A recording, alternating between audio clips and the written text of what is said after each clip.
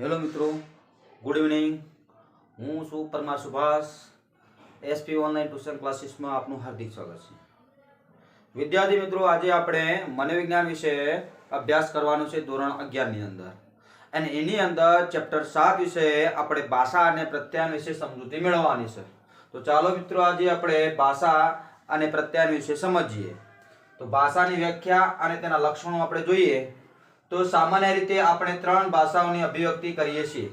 આપણે જો ભાષા કોઈ રીતે બોલતા હોય, લખતા હોય અને સંકેતો દ્વારા આપણે ભાષાને 3 રીતે આપણે કોઈને કોઈ રીતે અભિવ્યક્તિ કરતા હોઈએ. સામેવાળા વ્યક્તિને આપણે આપો હાવભાવ બતાવતા હોઈએ છીએ, કરી છે. એક તો બોલીને, બીજું છે લખીને, ત્રીજું છે સંકેતો એટલે ઈશારા કે હાવભાવ દ્વારા ભાષાની અભિવ્યક્તિ આપણે માધ્યમ ભલે ગમે તે લીધેલું હોય, પણ આપણો મૂળ હેતુ એ છે કે સામેવાળી વ્યક્તિને આપણું પ્રત્યાયન, આપણો જે માહિતી છે એ પહોંચાડવાની છે, એટલે આદાન પ્રદાન કરીએ છીએ.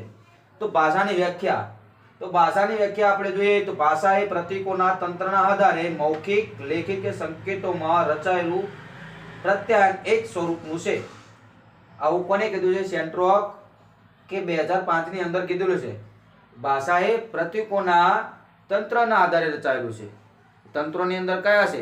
તો એની અંદર મૌખિક, હું જે બોલી રહ્યો છું તે મૌખિક કહેવાય, આ બોર્ડ પર જે લખેલું છે એ લેખિત કહેવાય, અને હું જે સંકેતો કરું છું એ સંકેતો દ્વારા એને આપણે રચાયેલું હશે હાવભાવ કહીએ છીએ, એ પ્રત્યાયન એટલે સ્વરૂપ કહેવામાં આવે છે.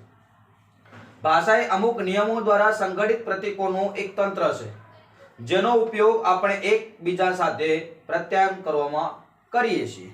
તો ભાષા શું છે? એક સંગઠિત પ્રતીકોનું એક તંત્ર છે. એકબીજાને બધા સંગઠિત કરવામાં આવે છે અને એનો આપણે ઉપયોગ કરીએ છીએ એકબીજા સાથે, અને એ પ્રત્યાયન આપણે કરીએ છીએ, આદાન પ્રદાન કરીએ છીએ. આવું NCERT 2006 ની અંદર એની વ્યાખ્યા ભાષાની આપેલી હતી.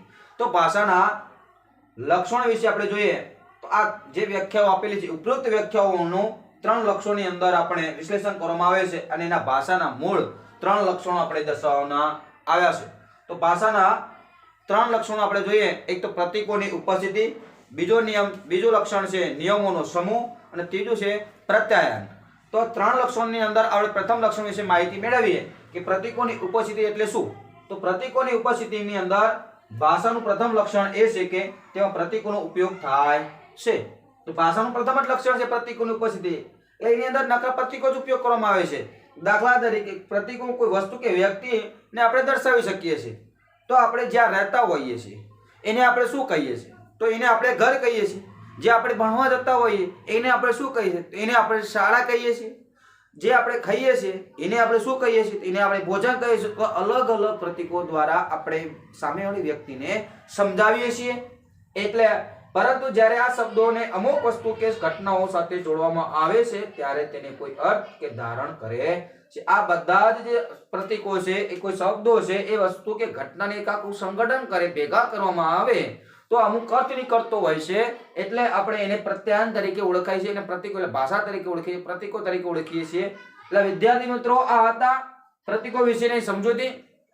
આવતા લેક્ચરની અંદર આપણે નિયમોનો સમૂહ અને પ્રત્યાયન વિશે માહિતી મેળવવાની છે.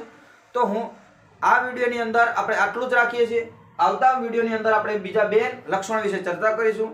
તો વિદ્યાર્થી મિત્રો, જો આપનો આ વિડીયો સારો લાગે તો આપના વિદ્યાર્થી સર્કલ મિત્રોને અને આપણા સગાવાળાઓને આ વિડીયો શેર કરજો, સબસ્ક્રાઇબ કરજો અને લાઈક કરજો, જેથી કોમેન્ટ બોક્સની અંદર આપનો પ્રતિભાવ જરૂરથી લખજો કે આવનારા વિડીયોની અંદર હું તમને સૌથી બેસ્ટ આપી શકું. અને જય હિન્દ, જય ભારત.